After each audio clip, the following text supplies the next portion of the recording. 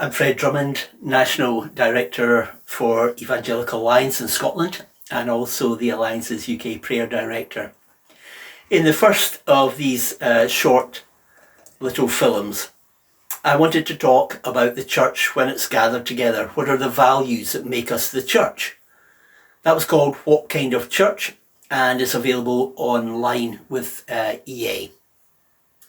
Today, in a very small 10-15 minutes, I wanted to take some of these same values and talk about how we can use them to spread the gospel and reach our communities for the kingdom of God, particularly in the situations in which we're finding ourselves at the moment.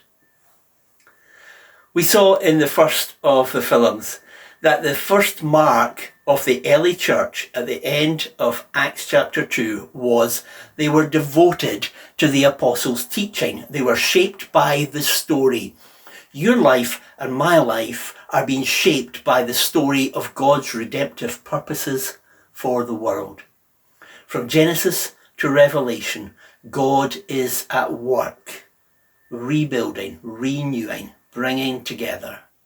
And our story as individual people, our personhood, is connected with the story of God and his missional heart. That's where we find our connection point. So they were devoted to the apostles' teaching, to the story, to learning more about God's grace and who Jesus was and so on. In the culture in which we live at the moment, most people in the UK do not understand the story of Jesus.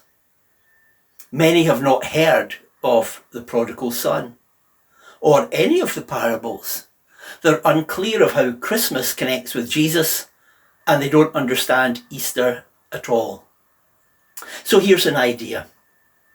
Go into your local school and tell them that you want to give a prize for the best art, and you set up a big art competition.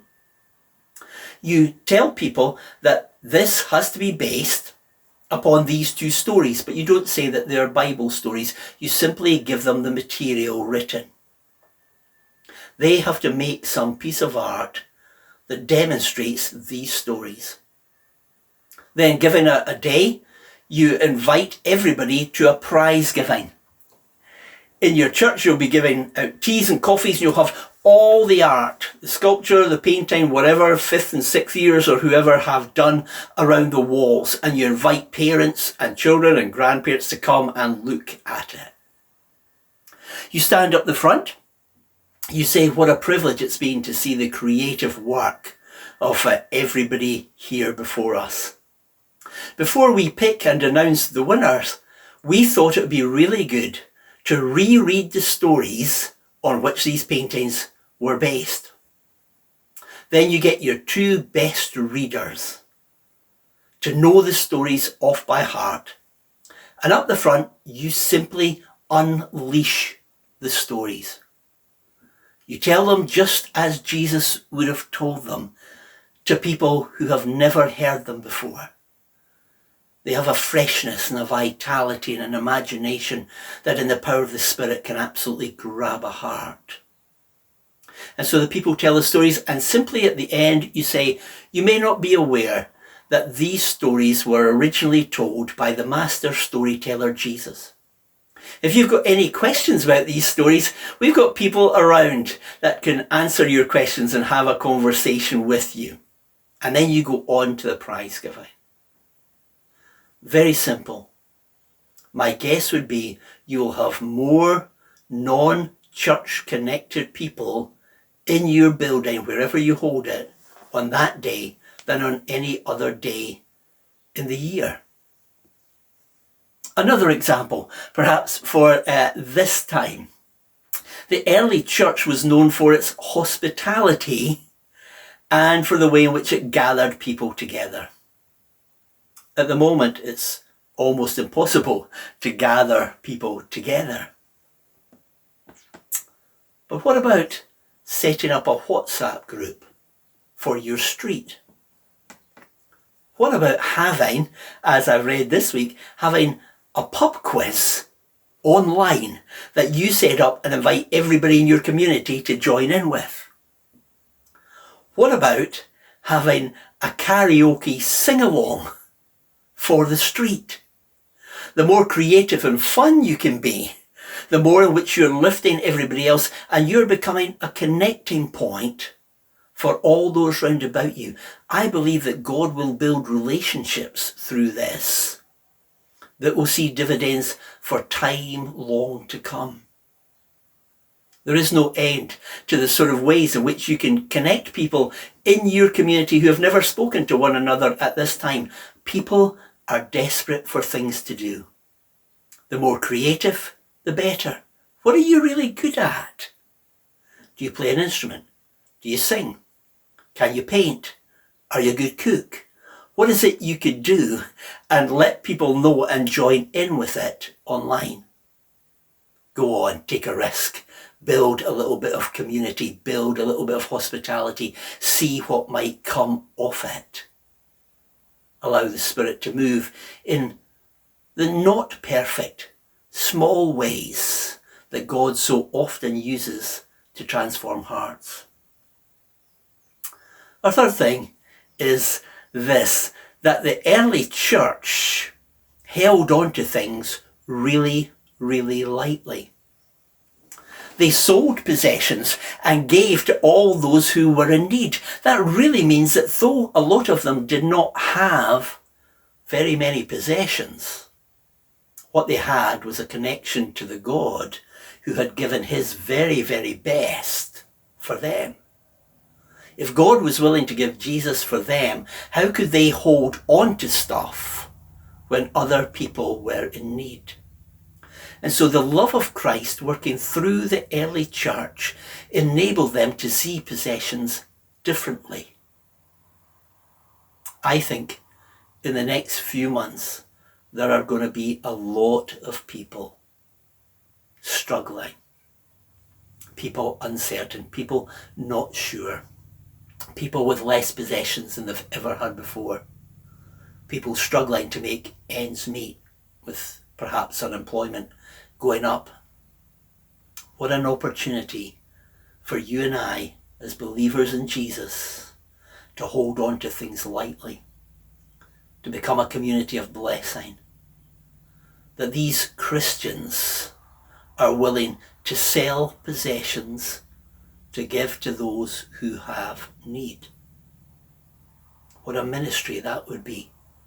What a conversation that might start as we start to see people in need more clearly. And perhaps we need to pray, God, enable us to see things the way you see them.